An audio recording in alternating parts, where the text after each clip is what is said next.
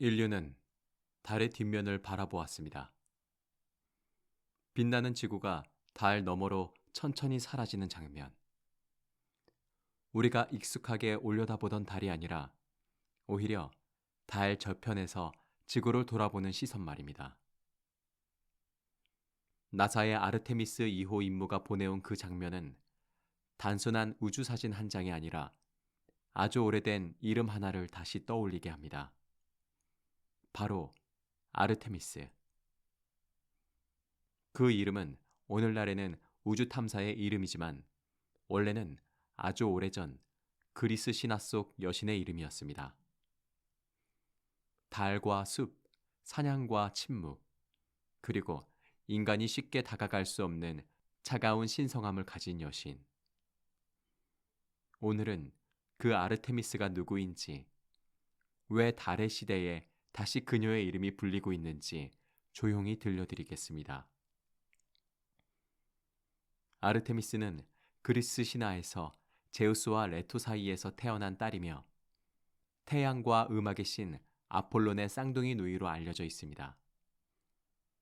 하지만 그녀는 동생이나 누구의 보조 역할로 기억되지 않습니다. 오히려 아주 독립적이고 자기만의 영역을 분명히 가진 여신으로 남아 있습니다. 사람들은 보통 아르테미스를 사냥의 여신이라고 먼저 기억합니다. 활과 화살을 들고 숲과 산을 누비며 사슴과 사냥개를 곁에 둔 채 인간이 길들일 수 없는 자연의 힘을 상징하는 존재. 그러나 그녀는 단지 사냥만의 여신이 아니었습니다. 아르테미스는 동시에 달의 여신으로도 여겨졌습니다. 밤하늘 아래 차갑고 맑은 빛, 고요하지만 어딘가 가까이 하기에 어려운 분위기, 그리고 멀리서 세상을 지켜보는 침묵의 감각. 이 모든 것이 그녀의 이미지와 닮아 있습니다. 아르테미스를 생각하면 따뜻한 자애보다 먼저 엄격함과 거리감이 떠오릅니다. 그녀는 자유를 사랑했고 누구에게도 예속되기를 원하지 않았습니다. 결혼이나 사랑의 질서 안에 들어가지 않고 스스로의 규칙과 스스로의 세계를 지키는 여신이었습니다. 그래서 아르테미스는 순결의 여신이라는 이름으로도 불렸습니다. 하지만 여기서 말하는 순결은 단순히 연애를 하지 않는다는 뜻이 아니라 누구도 함부로 침범할 수 없는 자기 존재의 경계를 끝까지 지킨다는 의미에 더 가깝습니다. 그녀의 신화에서 가장 유명한 장면 중 하나도 바로 그 경계를 건드린 자의 비극입니다. 어느 날 사냥꾼 악타이오는 우연히 숲속 샘에서 목욕하던 아르테미스를 보게 됩니다. 그것이 정말 우연이었는지 혹은 운명의 장난이었는지는 중요하지 않았습니다. 중요한 것은 신성한 영역이 침범되었다는 사실이었습니다. 아르테미스는 분노했고 악타이온을 사슴으로 바꾸어 버립니다. 그리고 결국 그는 자신이 데리고 다니던 사냥개들에게 쫓겨 죽게 됩니다. 이 이야기는 잔혹하게 들리지만 아르테미스라는 존재를 아주 선명하게 보여줍니다. 그녀는 아름답지만 함부로 바라볼 수 없는 존재였습니다. 그녀를 향한 무례함과 침범은 곧 파멸로 이어졌습니다. 또 다른 이야기에서는 한 어머니의 오만이 아르테미스의 화를 부릅니다.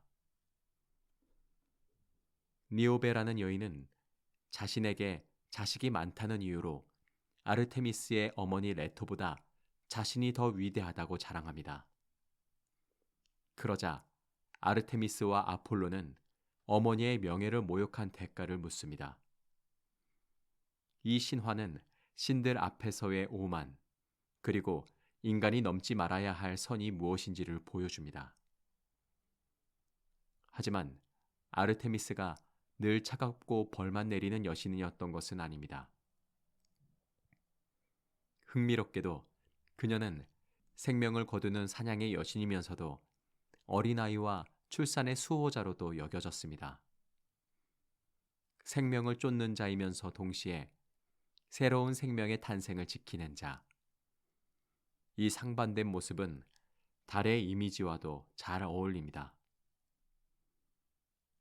달은 차갑고 멀리 있지만 밤길을 비추기도 합니다. 사라지듯 하다가도 다시 차오르고 어둠 속에 있으면서도 누군가에게는 방향을 알려주는 빛이 됩니다. 아르테미스도 그런 존재였습니다. 가깝지는 않지만 분명히 세상을 지켜보는 존재. 그래서일까요? 오늘 인류가 다시 달로 향하는 프로젝트에 아르테미스라는 이름을 붙인 것은 놀라울 만큼 잘 어울립니다. 최근 아르테미스 2호 임무에서 촬영된 달 뒷면의 이미지와 달 너머로 지구가 사라지는 어스셋 장면은 우리가 늘 지켜보던 세계를 뒤집어 보여줍니다. 지구에서 달을 보는 것이 아니라 달 곁에서 지구를 보는 시선. 익숙한 것들이 낯설어지고 가까웠던 것이 오히려 멀게 느껴지는 순간. 그 장면은 마치 신화 속 아르테미스의 눈으로 세상을 다시 바라보는 것처럼 느껴집니다. 그리고 어쩌면 그것이 아르테미스라는 이름의 진짜 상징일지도 모릅니다. 인간이 아직 완전히 소유하지 못한 영역. 그러나 오래전부터 동경해온 세계. 아름답지만 쉽게 다가갈 수 없고 고요하지만 강한 힘을 품고 있는 장소. 달은 늘 그런 곳이었고 신화 속 아르테미스 역시 그런 존재였습니다. 우리는 오래전 사람들처럼 달 속에서 신의 얼굴을 보지는 않을지 모릅니다. 하지만 여전히 달을 바라보며 이름을 붙이고 의미를 찾고 그 빛의 이야기를 입힙니다. 아르테미스는 단지 옛 신화 속 여신이 아닙니다.